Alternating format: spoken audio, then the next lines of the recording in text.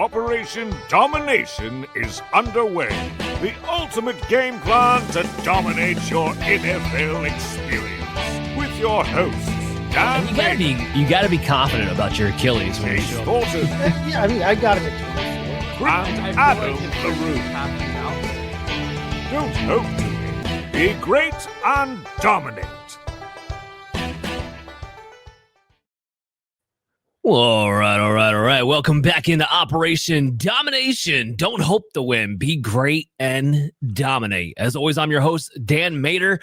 Make sure you download Operation Domination on your favorite podcast app and check out our video content when you go to Fantasy Football Advice Network YouTube channel. And guess what? It's Friday that we're recording this, Saturday morning that you're watching or listening to this, which means it's time for your best bets of Week 14. And to do that, we must have the great Chaz Velardi of Sports Betting Weekly.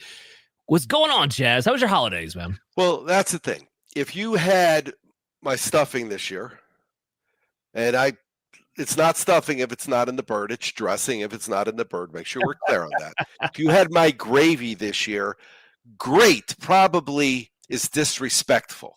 It was that good. If you bet my plays Thursday, you probably have already taken me off of your call list. You've blocked my phone number. So, but you know, it is what it is. And then I've always told people I'd rather win last. If I got to win, I'd rather win all, right? But if I got to win early or win late, I'd rather win late, because when I win late, of course, I keep the money. When I win early, then I end up giving it back. It just increased my units and give it all back. So, but I like to win all, and that's what we're planning on doing today. That's what we always try to do. And I was actually, my article is going to drop on the Huddle on Saturday afternoons like it always does for the 15 player props. And it's funny, I was just kind of like in the middle of writing some of my intro. I haven't completed it yet, but I was talking about somewhat what you're talking about there, Chaz, which is when you're betting, there's this mentality out there in the gambling world of what I call the jackpot mentality, where you go in and you're expecting to win the big ticket right off the rip. That's what slots are built off of. It's what lottery tickets are built off of. It's built off a jackpot mentality. And for the longest time, as you know, sports gambling was not necessarily legal. But that was if you went to certain places like Las Vegas, Atlantic City, et cetera, et cetera. Sports gambling to me is not... It can't be approached, let's say, with a jackpot mentality. It needs to be approached with a stock market mentality, where you're playing the long game with a certain process that will get you a profit over the long term. You're not trying to hit the big one today. And I think there's a misconception because it's called gambling that kind of gets brought into the sports world, and it really needs to be two separate things. And I was actually just writing about this. I don't know. What do you think? No, think about it, okay? A three-teamer. The odds of winning a three-teamer are 2/1 times 2/1 times 2/1, because there's two things that could happen, A or B team, and only one can happen. So that odds are 6-1. But when you bet a three-teamer, or 2 times 2 is 4, 4 times 2 is 8, right? Is 8-1. But you only get 6-1. You do it for a four-teamer. 2 times 2 is 4, 4 times 2 is 8, 8 times 2 is 16. But you don't get paid 16-1. You get paid 10-1 or 11-1, 12-1 at the most. So that just feeds into what you're saying, which is the more you try to go for the big ticket, the more you're playing into their benefit. Right. And so it's about making maybe smaller bets, or at least not as many big jackpot bets. I'm not saying don't bet player props or parlays, I should say. That's not what I'm saying here. Make smart decisions, but you're playing a long-term game. You shouldn't be in this to be like, oh, I hit or I did it and that's it, or oh, I'm going all in on this one. That's not how you're ever going to make money sports betting. So I kind of wanted to bring that up. It'll be out in the article. Yeah, I mean, I tell people that I've been spewing the same crap for years now. I've been doing this a long time now. Is they say, I'm thinking to get started sports betting. What should I do? I say, don't start. Just don't start, because there's things out there like half points. You know what happened to my son? He had a big wager on BYU, and they had the lead, and the game was over, but they didn't kneel, and the guy broke it and ran like 30 yards for a touchdown, and he lost. And he was freaking livid. And that's the kind of reasons why you don't do it. But if you blow me off and you do it anyway, you got to understand all that matters is when you left your house or you started your day online, because you don't go to a lot of places, you don't go to book anymore. And what you have at the end of the day when you go to bed, what's the difference? So if you started with $100, you got $150, you're up 50%. And that's not a failure. That's not a failure, especially if you look at, if you went and played golf, right? You play golf at all, Dan? I do. How much does it cost you to play around the golf? No, about $120, something like that. Yeah. And did you ever come home with more than that? Ever? No. I won a closest to the pin once. I don't play golf. That was a highlight. It was like a bachelor party. I won a small trophy or something. I didn't get any money. So yeah, so that you're absolutely right. You're 100% right. So, and I brought that up. We went, I for my player props at least, if you count Thanksgiving and the weekend, I went 10-10 throughout the whole weekend. But ultimately, I came back with my money. And then over the long term, I'm still hitting at a 54% hit rate on the player props. Chaz, you like to point out, I'm not giving player props that are minus 186. I'm giving player props that are either plus money or at minimum minus 115. So you're getting the ROI on top of it at the end of the season. So the props. But if someone tells you, Dan, that you should never bet at minus 186, then they're just showing their ignorance, because there are sometimes minus 186 is the freest $100 for $186 you're ever going to get. Yeah, no, absolutely. Everything comes into play, but this is what I like to do for the Oracle's sakes to boost up the ROI. Anyway, let's get into our Sunday slate. So we got the Cincinnati Bengals and the Buffalo Bills to go ahead and kick this thing off. I mean, this game got real interesting with headlines because Joe Burrow is back. T. Higgins is coming back off the injury this week, so he's going to be good to go. The Bills are coming off of a big win, but they've been a very inconsistent team. We are in Buffalo for this one. The Bills are favored at 6 points. The total is 53.5. So we are expecting some scoring in this one. Bengals so far this season have been 5-7 against the spread. The Bills have been 6-6 against the spread. I like the over in this game, Chaz, because I'm just like, look, you got two defenses that are susceptible, two offenses that are actually playing pretty well at the moment. That usually spells over. Even though we had a high over-under in that Thursday game, it still crushed the over. I expect something similar here between the Bills and the Bengals. Remember, cold weather is not bad. Now, if wind picks up or precipitation picks up, that'll be a different story. But as of right now, last I checked the weather report, it's just expected to be cold. None of those other things, that usually doesn't wind up being a problem for offenses, at least not in my experience. But Chaz, what do you have in this game? Well, no, my weather showed that there could have some snow flurries, but I also remember seeing games where that dude from Buffalo scored 3 touchdowns himself in the snow, So, but, with the inconsistency at home, listen to these numbers at home. In the second half at home, in their last 12 games, they've scored 14 or more, and they're 12-2 against the spread. In their last 14 games at home, they scored 24 or more 13 of 14 times, which is great unless they score 24 and your total's 24.5. Then it sucks. But I got team total Buffalo over, so the more you win, the more I can win there. Because when I have a team total over, I want the other team to score. Yeah, puts more pressure on the other team to score too. So we're on the same bandwagon there, essentially. All right, let's talk a little. I don't have any player props in that game. Let's talk a little Seahawks, Atlanta Falcons. So the Seahawks here are 7-point favorites with a total of 44.5. The Seahawks are 9-3 against the spread this season. And honestly, I'm surprised that this line is not 2 scores. I am taking Seattle to cover this at 7 points. And it's not because of Seattle's offense. The defense is just overly impressive.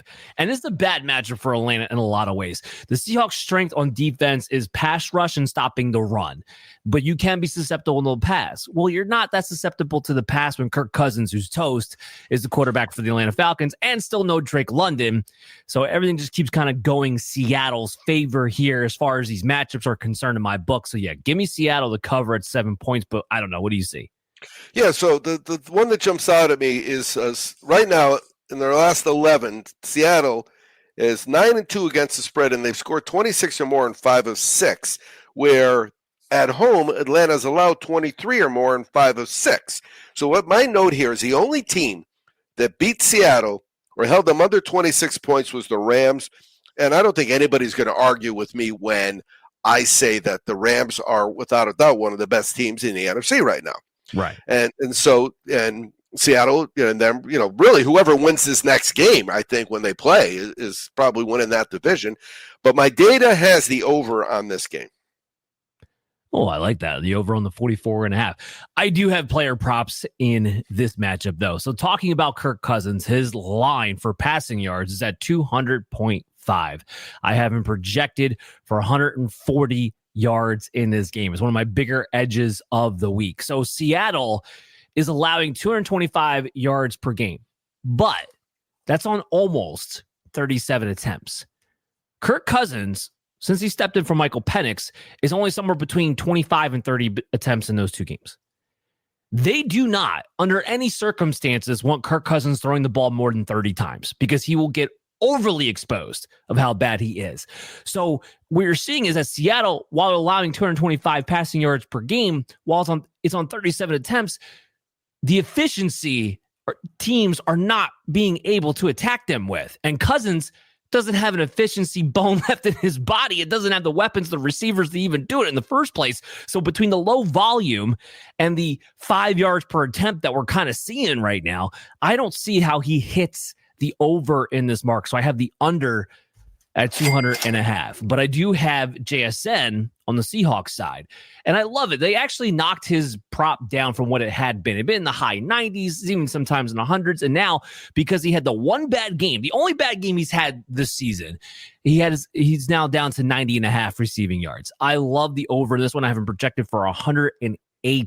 He had been consistently over 100 yards until a week ago against Tennessee, which was a game which Seattle's defense just dominated to the point where the offense didn't have to do anything. He's averaging 98 yards per game for the season. Give me JSN to hit the over at 90.5 receiving yards. Let's talk a little Saints, Tampa Bay. Sticking down south here.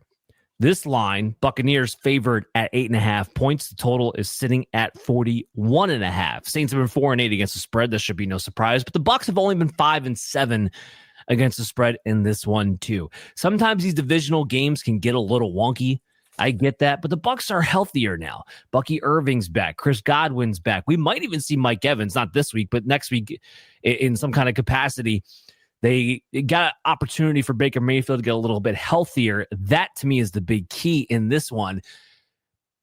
I don't see how the Bucs don't cover at 8.5 against this putrid Saints team. But what are you seeing? Yeah, so the Saints in the first quarter are 1-11 against the spread. So what I do is I take my highlighter there because that, to me, is even if I'm not handicapping and I know nothing about anybody, I'm just betting that bet because – it's like if I'm in Vegas, I go to Vegas every year, as you know, for the AFC, NFC championship. And last year was, thank you, Jesus kind of trip. I wanted I even won in the airport going home. One of my bigger hits. I saved a $50 bill. I told Johnny, they said, Johnny, see this 50? Because I had money. I had like a big wallet wouldn't close kind of money. And I said, this one is earmarked for the first, what's the Wheel of Fortune slot machine I see. So I walk in, I get through security. The third machine, I sit down at it. It's Wheel of Fortune. I put something in nothing. I put something in $450 at once. I just said, okay, I'm out of here. I played down, I think, to 430 and walked away with 430. And I love that because you press the button and they give you a ticket. And it's like a $430 bill. You just got to find a pretty lady and give her the ticket. And she gives you the $430. No tip. Do you ever notice that everywhere you go, there's a tip? But when you get your ticket cash in Vegas, you don't have to tip them. You tip them, but it's not on there 15%, 18%, 20%. Right. I saw one the other day, 30%. It was 30%. 30%. So, yeah. Tip. So on the road, they've in their last 9 games, they've scored 19 or less. But the stat that jumps out at me here, and I'm on the under in this game, is New Orleans, the Saints have scored 19 points in the first quarter. The problem is it was in 12 games. It took 12 games to do that. So it's pretty easy to do 19 divided by 12 and know it ain't 2. Yeah. No, that tracks out pretty well. No props for you guys in this matchup. Let's talk a little Indianapolis Colts, Jacksonville Jaguars. This is a big game this week. This is going to probably decide the AFC South. I know the Houston Texans are clipping at the heels here, but if Jacksonville were to win this game, they would actually pull ahead by a couple of games. And the Colts have just kind of been floundering as of late. But even despite that, we're going to this game right now with the Colts favored in Jacksonville at 1.5. Last time I checked this line at 47.5 over under. The Colts have been 6-4-2 against the spread. The Jacksonville Jaguars have been 7-5 against the spread. And Chaz, I'm not taking Daniel Jones with a broken fibula. Sorry, the Jacksonville Jaguars have been playing good enough football, especially at home. And the Colts, the Jaguars have been the Colts' kryptonite for forever now. Like, give me the Jaguars to win this game outright. Here's a weird one. On the road in the first quarter, Indy is 12-1 against the spread. So it looks like I'm gonna have a first quarter parlay here because that's the second one I've mentioned. But they've allowed 23 plus in 8 of 9 on the road. In the first half, in the first quarter on the road, Indy's allowed 3 or less 5 straight games. In the first half at home, Jacksonville's games have gone under 0-10-1. All right, so I like the under there too. But Jacksonville's one of my dogs. I got a 3-team round robin dog money line parlay this week. And Jacksonville's the first game we discussed that has it on there. So how's that for dog hunting? Yeah, well, that means we're on the same page. I always like it when we're on the same page, Chaz. Pittsburgh Steelers, Baltimore Ravens. Another game that has a narrative to it. Another game that does have divisional implications to it. But it just feels a hell of a lot lesser than, let's say, the Colts and Jaguars game. Because both these teams just look bad right now. The Ravens at home are favored at 5.5 points against the Steelers. The total is 42.5. The Steelers are 5-7 against the spread. The Ravens are 4-8 against the spread. Aaron Rodgers is banged up and looks bad. Lamar Jackson is banged up and looks bad. And I'm not touching this game with a 10-foot pole. If anything, I would actually favor Pittsburgh plus 5.5 because I just don't think there is a touchdown difference between these two teams. But I'm probably not going to bet this game. Chaz, what do you got? All right, so Baltimore. Let's start with Pittsburgh. Pittsburgh's currently on a 4-0 against the spread run for the first quarter. They scored 7+ in 4 of 5 on the road, but on the road for the game they're 1-5-1.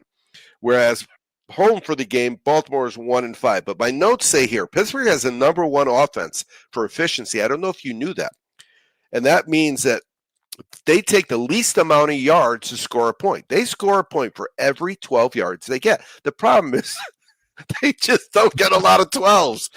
They just don't. So their average is very low. But both of these teams allow more than they gained, and not always, but usually when both teams allow more than they gain, I tend to favor the over because in my mind, what I've seen is your defense sucks. Anybody can score on you. So I have the over in this game. Remember, these games are tough. I'm at home and I'm watching Baltimore.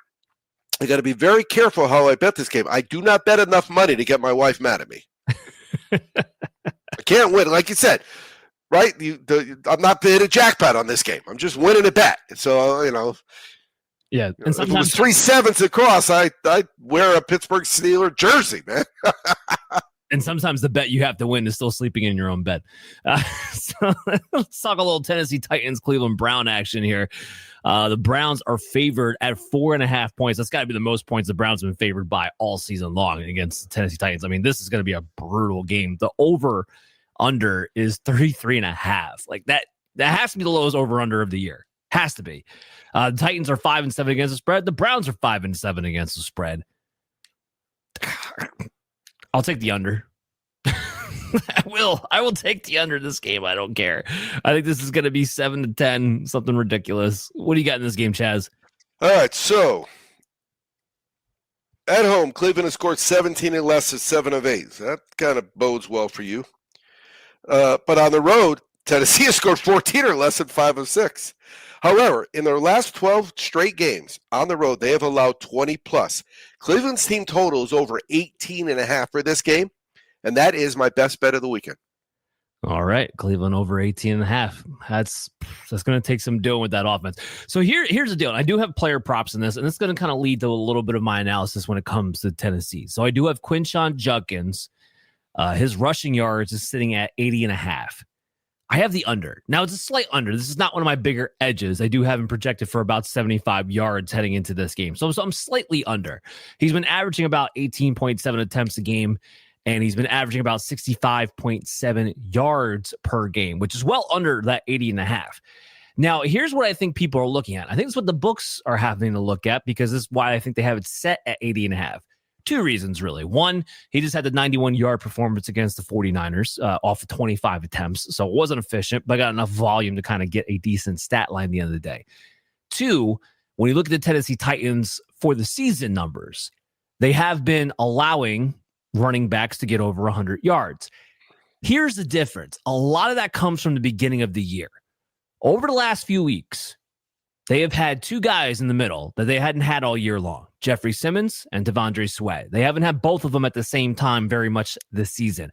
Over the last couple of weeks, having both those guys at the same time, all of a sudden, and you guys who play fantasy football and follow the show for that purposes, you'll know we've talked about this. Running backs have been majorly disappointing over the past 3 weeks. You think you're getting a juicy matchup, and all of a sudden your running back one left you with a running back 3 performance. The reason for that is because of Jeffrey Simmons and Devondre Sweat. This defense is actually not terrible when those two teams play.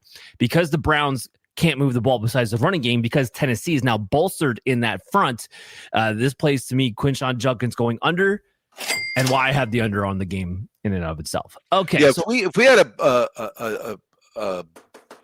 some kind of button that you would push, bells would go off because you had the answer right.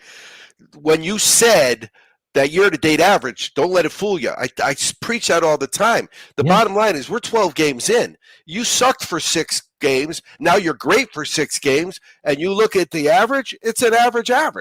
But if you look at the last 6, I love your props when the guy's done it for the last 5 weeks. Sure. Yeah, that's always kind of the key there. Okay, so let's talk about the Washington Commanders and the Minnesota Vikings. The Commanders are favored in this game at 1.5. Now, this is a lot. It has to do with Jaden Daniels is making his return to this game. I should mention that. And that is a big deal to some degree. He'll probably be wearing a brace on his elbow, but it is his non-throwing shoulder. He should be good to go. It doesn't affect his legs in any kind of capacity.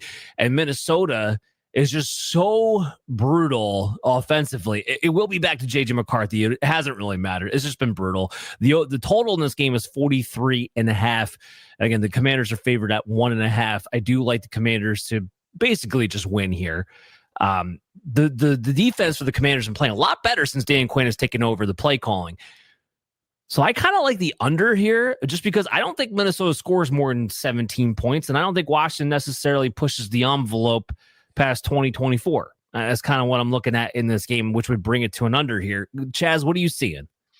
For the game, Minnesota scored 19 or less in 4 of 4, and the last 7 for the game, they're 1-6 against the spread. There you go. Oh, I got 2 notes here. I have no play in this game, but I have both allowed more yards than gains. So when I see your offense is 300 and your defense is 400, then that means you're giving up, 100 more yards than you're gaining. I like the overs normally. I think we talked about that earlier, but too many quarterback issues in this game for me to be involved. Nope. Well, here's what I'll give you. Maybe you want to hop on this, because this is one of the bets that I feel pretty good about. So I have a player prop for you in this one. J.J. McCarthy, his passing yards line is sitting at 186.5. I have him projected for just under 180 heading into this matchup. So across his 6 starts, and I know they're sporadic, but so across his 6 starts he's had so far this season, he's only averaging 26.5 pass attempts. He's only averaging 154.8. Well, we can say 155 if we want to. He'd still be well under yards per game, a touchdown, and 1.7 interceptions per game. 5.8 yards per attempt. And again, go back to only averaging less than 27 attempts per game. Commanders, again, like I said, improved since Dan Quinn's taken over the play calling for the defense. I don't see J.J. McCarthy coming anywhere near this passing yards prop at 186.5. So I have. All right, I'm going to ask you about these three offenses. I want you to ask these three offenses stink. Yes, they stink or they're good. The Jets stink. Cleveland stinks. Tennessee stinks. Those are the only three teams that Minnesota passes more yards than. Oh, it's brutal. Speaking of the Jets, we got the Dolphins and the Jets. Dolphins on a little bit of a heater as of late. It's as if Mike McDaniel's found a way to keep his job for another year, potentially keeps up what he's doing. So they're favored on the road at 2.5 points. The total is 41.5. Dolphins have been 6-6 against the spread. The Jets been 7-4-1 against the spread. So that's kind of interesting there too. I do like the way the Dolphins have been playing as of late, especially defensively. I think this has been the biggest shock. They have done a 180 defensively. We saw it against Buffalo. Like offensively, it's still shaky. It's still predominantly Devon Achane, and I'll talk about that in a little bit. But predominantly Devon Achane, and then Jalen Waddle, and there's not a lot else going on. But the defense has played a hell of a lot better. This is not the same defense you were trying to attack early on in the season.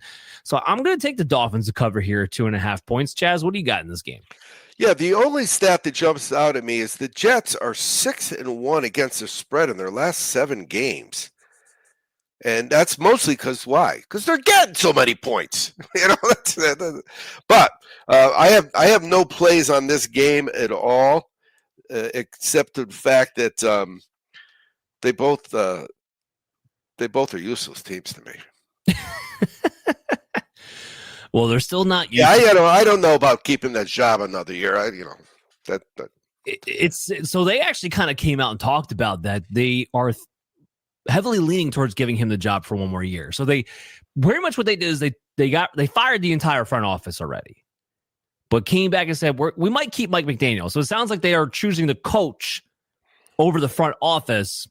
We'll see how that winds up working out. But I think there's actually a real shot here. Wouldn't have thought that back in September. I can tell you that much. I do have player props for you guys in this game, though. So I got Tua Tagovailoa passing yards under 214.5. I have him projected for 175. So one of my bigger edges of the week. I talked about how their offense really hasn't been doing much, and it's been very Devon Achane dependent. In his last 3 games, he's thrown for 173, 171, and 157 on 21, 20, and 23 attempts. The Dolphins have become a run-first team. And because their defense has been playing better, it has allowed Tua to just stay under 25 attempts inexplicably over those last 3 games. I expect them to try and do the same type of game plan, giving me the under at 214.5. Speaking of Devon Achane, I said they were Devon Achane dependent. His rushing yard prop, I couldn't believe it. It's only 79.5. Gimme. I have him projected for 95 yards rushing in this game. His last 3, he's had 22, 21, 22 carries for 174, 120, and 134 yards. Devon Achane is on a tear. His last 3 game average is just under 22 attempts and 143 rushing yards per game with 3 rushing touchdowns in those outings. I don't see how he doesn't clear this comfortably. The Jets defense is not very good, especially against the run. They are leaning on Devon Achane.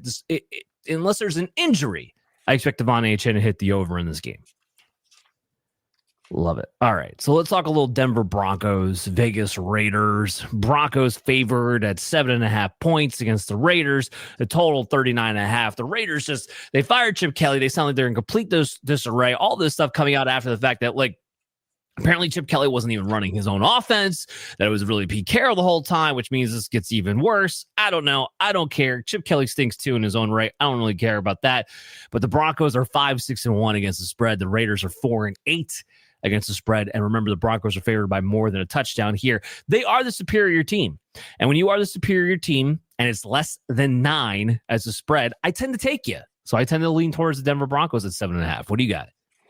I have Denver in the under in this game, and I will tell you why. Okay. Because the whys, when we had the radio show, why? Don't tell me. I don't care.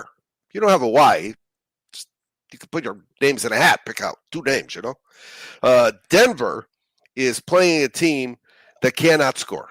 This team is horrible, but you can't even bet their team total unders. Remember, I was saying for 5-6 weeks, I've been telling people at home they don't score 20 points. The line's down to 15. 15 and a half is their team total. So, yeah. That's just too low for me to. So I got Denver in the under. I like that quite a bit. Denver's defense is too good. But I got it. Here's a weather one. Okay, we were talking about the weather, right? I'm in San Diego.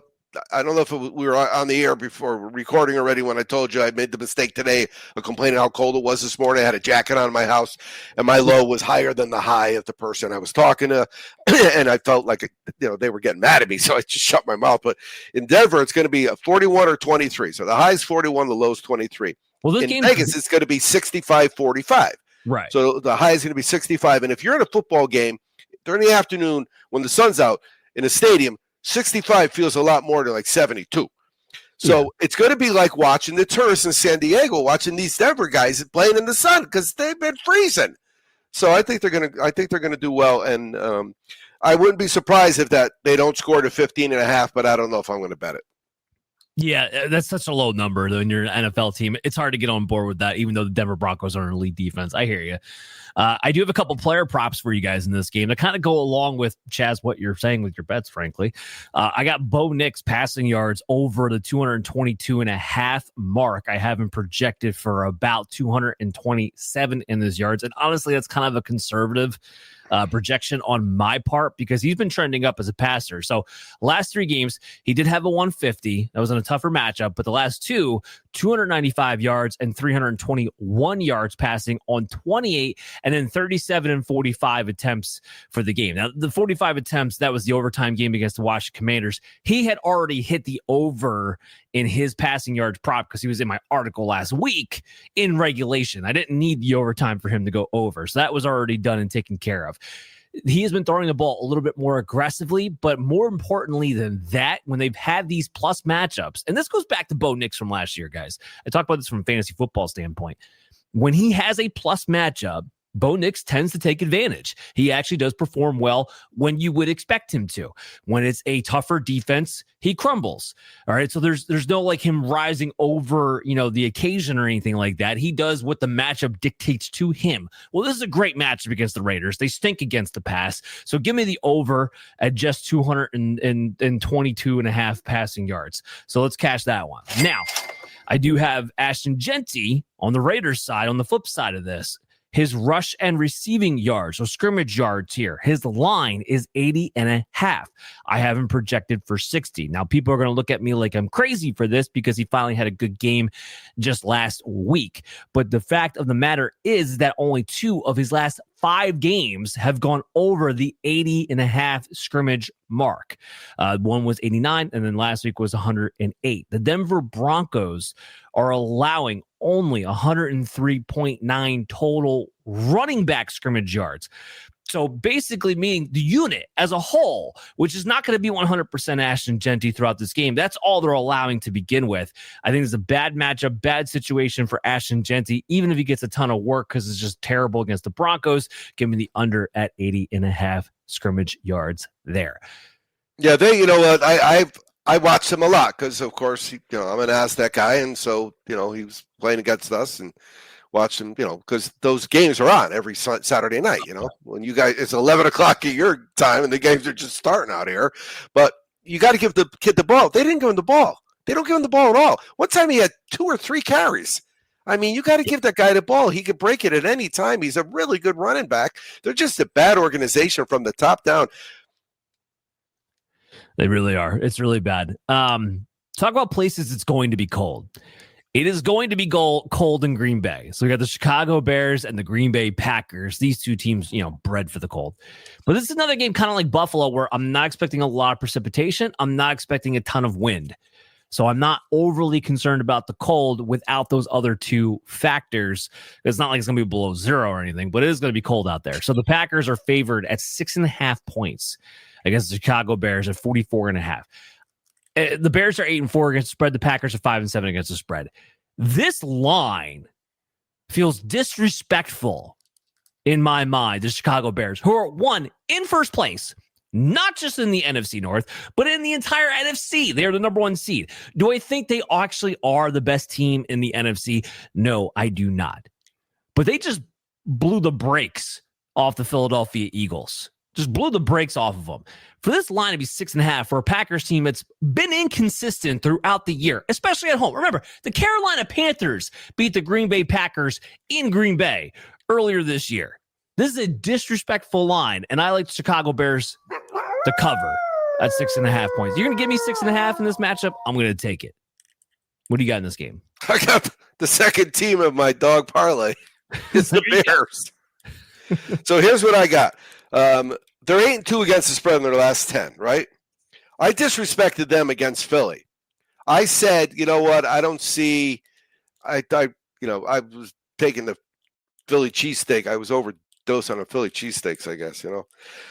It says Green Bay has allowed 18 or less at home in 9 of 10, but I'm watching Chicago, and they're very good. So here's what I'm thinking. I think I'm getting a discount on the Chicago team total because it should be higher than I think it's going to be. It's going to be 0 degrees, they said, right? Pretty much, give or take. Yeah, it's going to be cold. But the last 3 home games, they've allowed 32 points. That was to Carolina, Philly, and Minnesota. This is the Green Bay Packers, right? They lost 2 of them. Yeah. Like I said, inconsistency. That's what we've seen out of the Green Bay Packers so far this season. Speaking of inconsistency, I do have a couple player props for you guys here.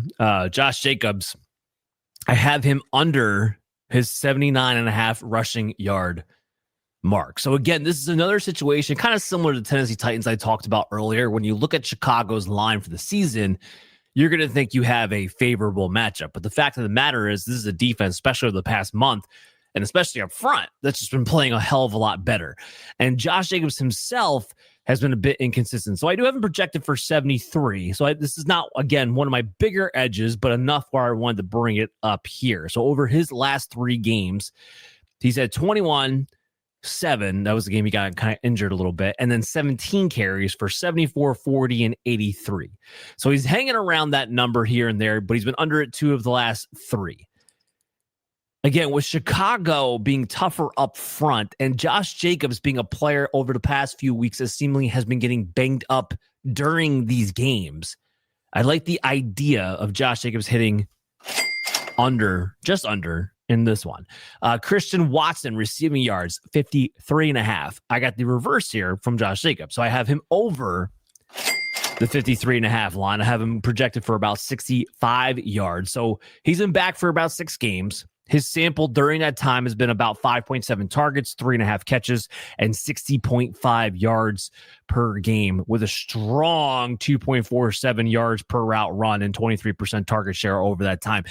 And on top of it, he has an over 17-yard ADOT, which means he's getting big play opportunities, which means he only needs 2-3 catches to get over a 53.5 yard prop, where Chicago has still struggled over the past few weeks, despite their defense improving, is in the passing game.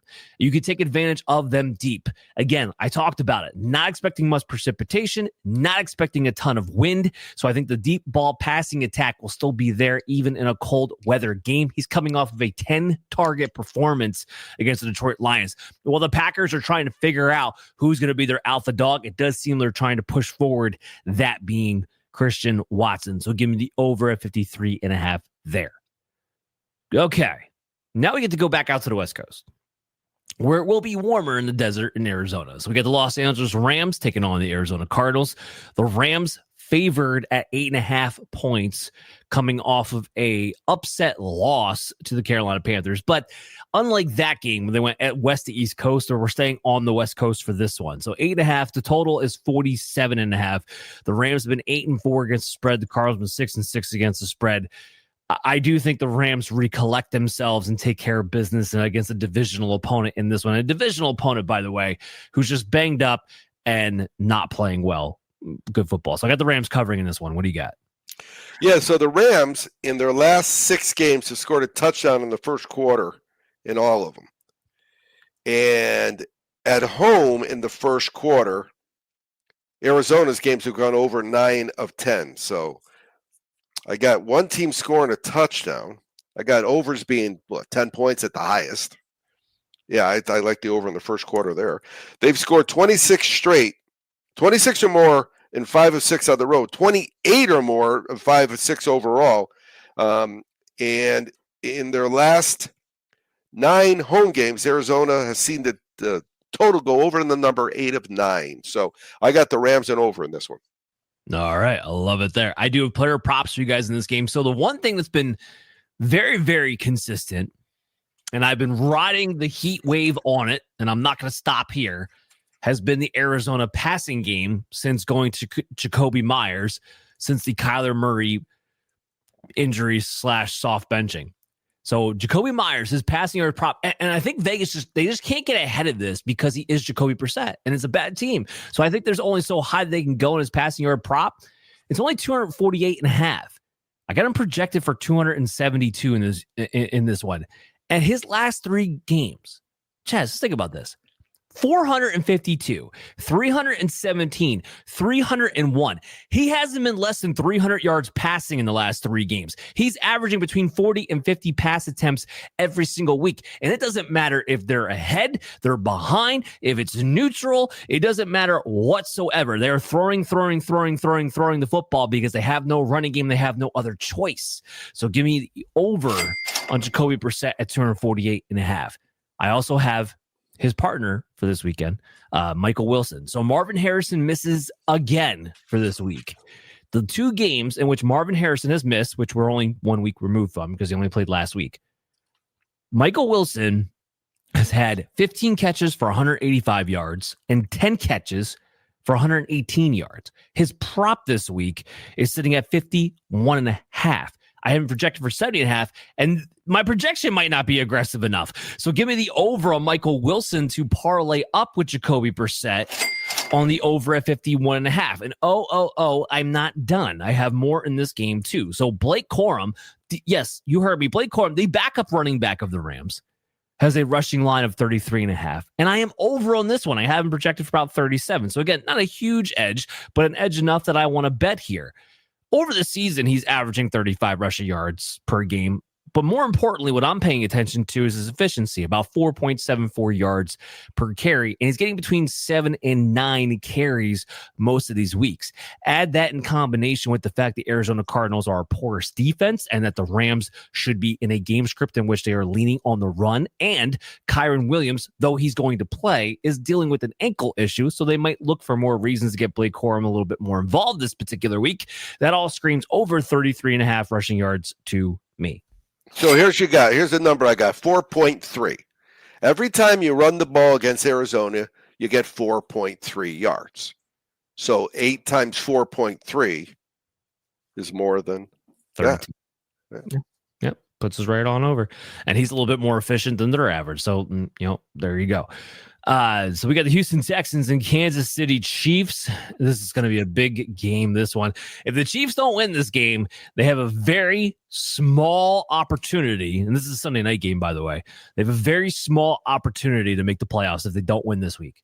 However, they're going to be missing both of their starting tackles. There's a decent chance they're going to be missing their starting guard on top of it. So they might be down 3 starting offensive linemen against what is one of the top defense. It's either them or Denver is the top defense in the league against the Houston Texans. I know we're in Arrowhead. So therefore the Chiefs are favored at 3.5 points. I know Houston doesn't have a great offense and the Chiefs do have a decent defense. First of all, I'm on the under in this game. The total is 41.5. You got 2 good defenses and 2 offenses that are not stretching the field. That includes the Chiefs right now. So I'm on the under, but I'm also on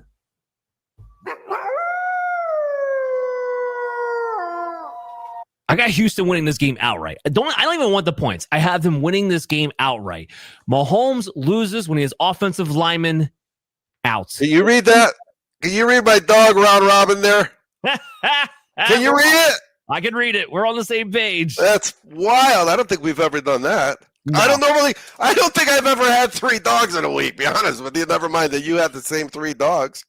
Yeah, so we are very much on the same page. Here's what I understand, that no matter whether the Kansas City Chiefs make the playoffs or not this year, I still have some Kansas City Chief inventory, so I'll be okay.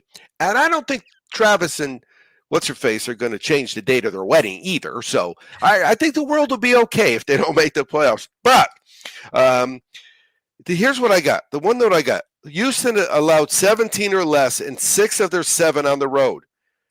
The only time they gave up more was in Seattle.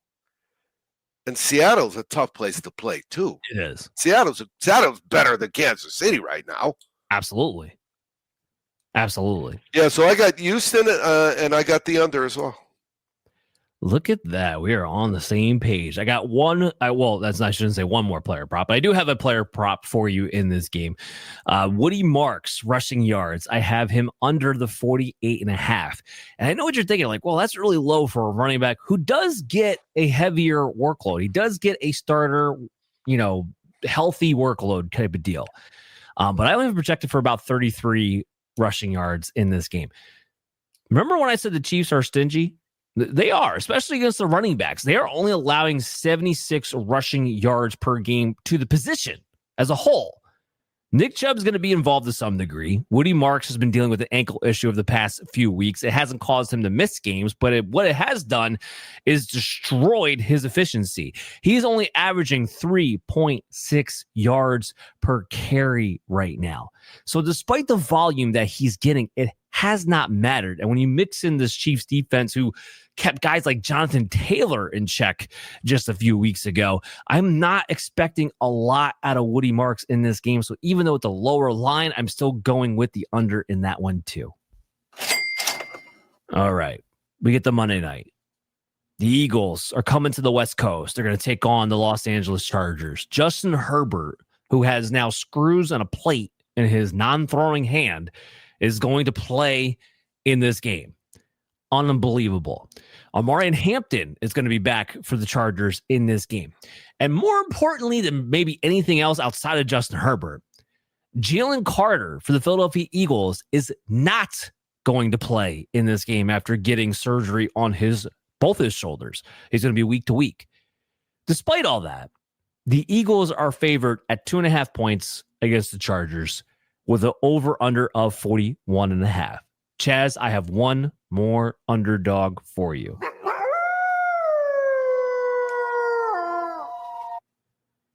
When the Chargers don't have to go on the road and they're underdogs at home, especially against the defense who's banged up, with a well-coached team in Jim Harbaugh with the Chargers and an Eagles team that looks like it's starting to implode on itself, give me the Chargers to win this game outright. Outright. That's what I got. What do you got?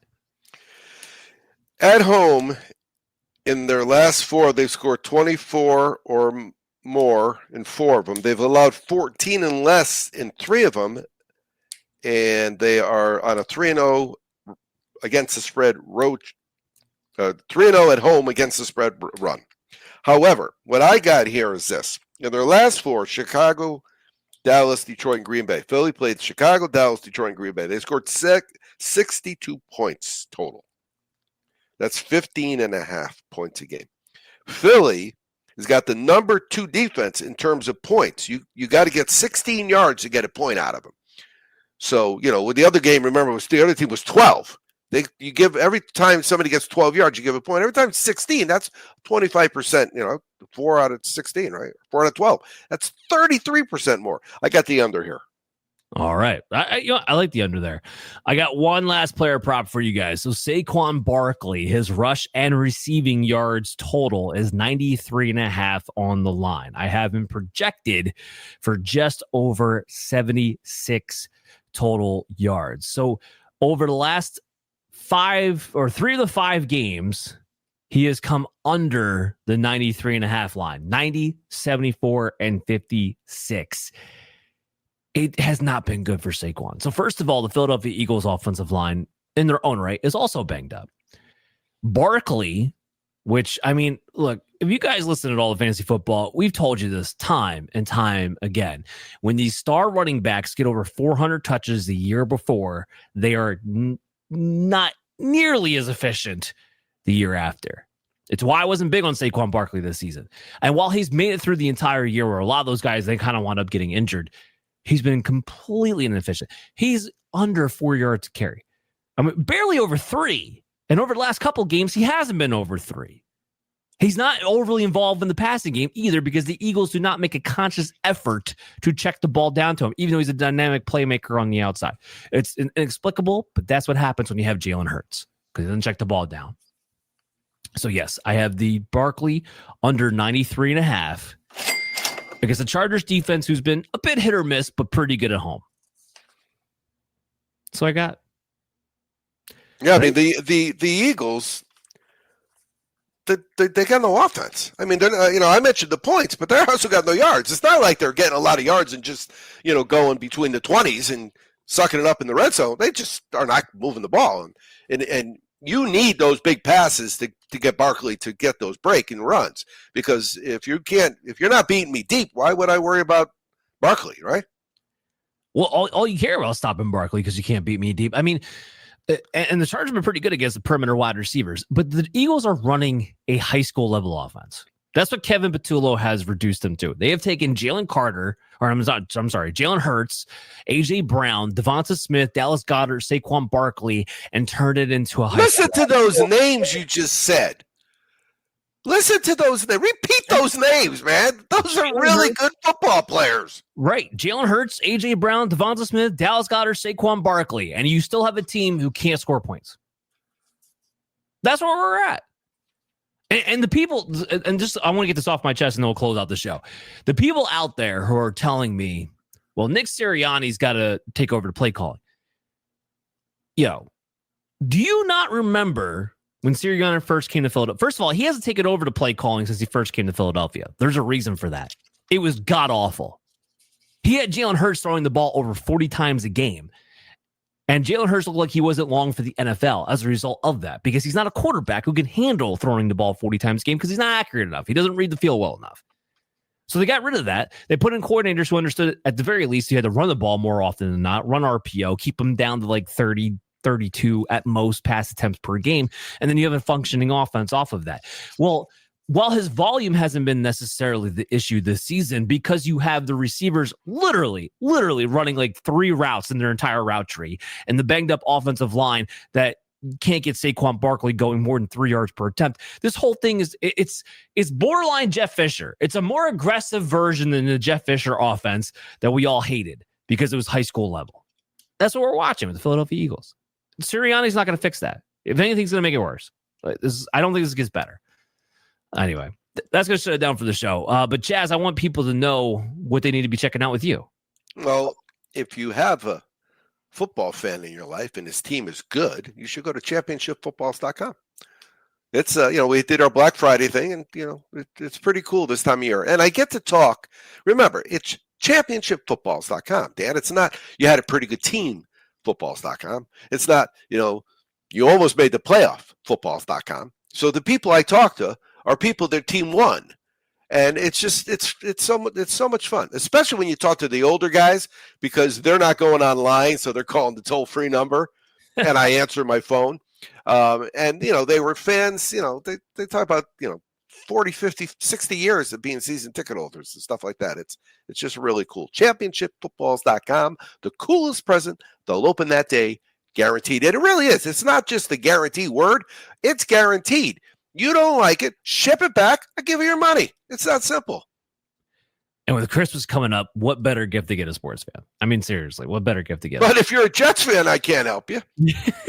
Charger fan, there's so many fans I can't help. And that really is the one of the reasons why we're drifting into apparel is because half the teams suck. I'll never be able to sell a Houston team anything. So we're going to our apparel with our Gridline apparel next year. I'm pretty excited about that. All right. We'll be looking forward to that for sure. Hey, guys, make sure you follow me at DanMaterFF on social media throughout the weekend. I'll be answering those questions. Check out my 15-player prop article on The Huddle. Comes out Saturday afternoon. And as always, make sure you download the Operation Domination podcast in your favorite podcast app and check out our video content on the Fantasy Football Advice Network YouTube channel at FF Advice Net. Keep winning, and Chaz, as you always like to say, always be cashing. Woo!